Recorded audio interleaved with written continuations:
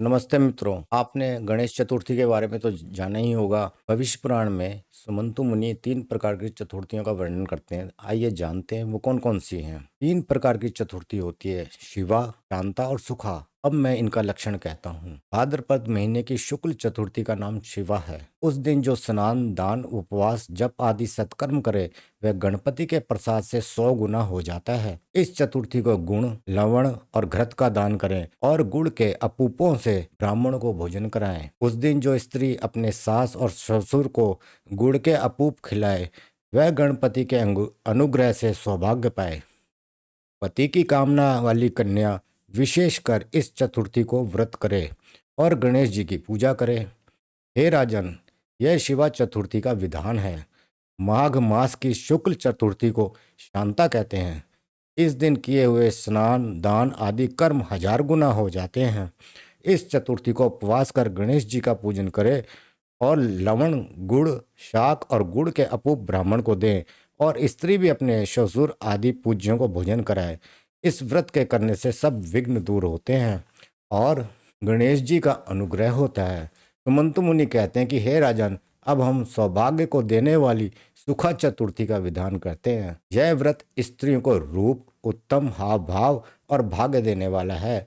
जो भौमवार से युक्त शुक्ल चतुर्थी हो वही सुखा चतुर्थी कहलाती है। पूर्व काल में, अब यहाँ पे एक कथा आती है कि शिव और पार्वती इन दोनों के साहचर्य से एक रुधिर का बिंदु भूमि पर गिर गया था और भूमि ने उसे अपने मुख में धारण किया था। उसी से भौम ग्रह उत्पन्न हुआ। भूमि पुत्र होने से भौम कहलाया और अंगों का देने वाला है, अंगों की रक्षा करने वाला है और सौभाग्य देता है।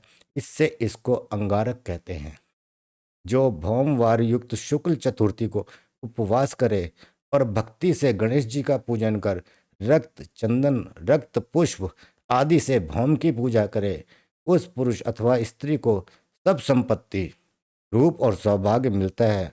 पहले संकल्प कर स्नान करें, फिर हाथ में शुद्ध मृत्तिका लेकर यह मंत्र पढ़ें।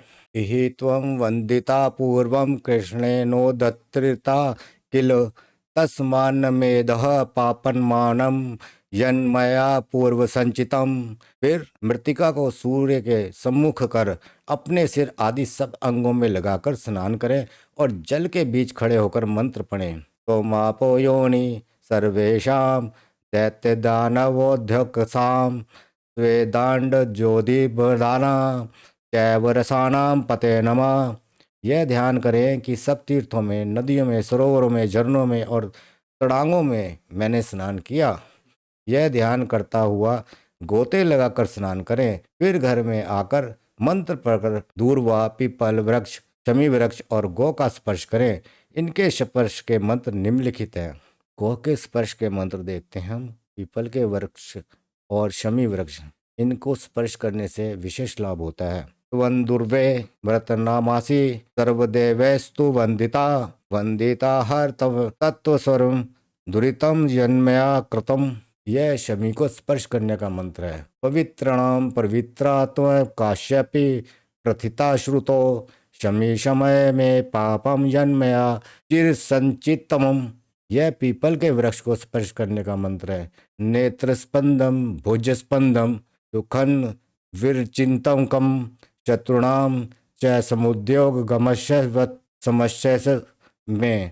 गो को स्पर्श करने का मंत्र सर्वदेवमयी देवी मुनि भीस्तु सुपूजिताम तस्य मात प्रश्यामी वंदे त्वाम वंदिता पापहम भव। पहले गो की प्रदक्षिणा करें, फिर मंत्र को स्पर्श करें। जो गो की प्रदक्षिणा करें उसको संपूर्ण पृथ्वी की प्रदक्षिणा का फल प्राप्त होता है। इस प्रकार इनको स्पर्श कर हाथ पैर धो आसन पर बैठ आचमन कर खदीर के समिधाओं से अग्नि प्रज्वलित कर घृत, दुग्ध, यव, तिल और भांति भांति के भक्ष पदार्थों से इन मंत्रों से हवन करें। ओम शर्वाय स्वाहा, ओम शर्वपुत्राय स्वाहा, ओम क्षोणयुक्त संग भवाय स्वाहा, ओम कूजाय स्वाहा, ओम ललितांगाय स्वाहा, ओम ग्रेशाय स्वाहा, ओम अंगारकाय स्वाहा। इन प्रत्येक मंत्रों से 108 आहुतियां दें अथवा अपनी शक्ति के अनुसार दें। फिर स्वर्ण, चांदी, चंदन अथवा देवदारू के काष्ठ की मूर्ति बनाकर स्वर्ण अथवा चांदी के पात्र में स्थापित कर रक्त, चंदन, पुष्प, नैवेद्य आदि से पूजा करें। अथवा ताम्र, मृत्तिका अथवा कांसे के पात्र में मूर्ति लिखकर पूजन करें। अग्निर्मूर्धाम इत्यादि वैदिक मंत्र से सब उपचार समर्पण करें। पीछे वह मूर्ति ब्राह्मण को दे और घी, दूध, चावल, गेहूं, गुड़ आदि वस्तु भी ब्राह्मण को दें। इससे वित्त शाठ्य अर्थात खर्चे का संकोच ना करें। वित्त शाठ्य करने से फल नहीं होता है, यानी कंजूसी ना करें। सोने चांदी के बर्तन, मूर्ति वूर्ति सब ब्राह्मण को दे दें। अब गरीब आदमी तो ये कर नहीं सकता। इस प्रकार 4 भौम युक्त चतुर्थी करें। फिर 10 तोले स्वर्ण की अथवा 5 तोले की मंगल और गणपति की मूर्ति बनाकर 20 पल अथवा 10 पल के सोने, चांदी, ताम्र आदि के पात्र में स्थापित करें और इसी प्रकार शिव पार्वती की मूर्ति बनाकर पात्र में स्थापित करें तथा उत्तम वस्त्र ओढ़ाएं और सब उपचारों से पूजन करके दक्षिणा सहित 7 पात्र ब्राह्मण को दें। तब व्रत का संपूर्ण फल होता है। हर तरह से ब्राह्मणों को लाभ ही लाभ है। सोना, चांदी, हर तरह का दान सिर्फ ब्राह्मण को मिलता है। इतने मोटी को उद्घोष कहेंगे, घूस कहेंगे, क्या कहें, ब्राह्मण को दान नहीं देंगे तो यानी व्रत पूरा नहीं हुआ। हे राजन, यह उत्तम तिथि मैंने कही।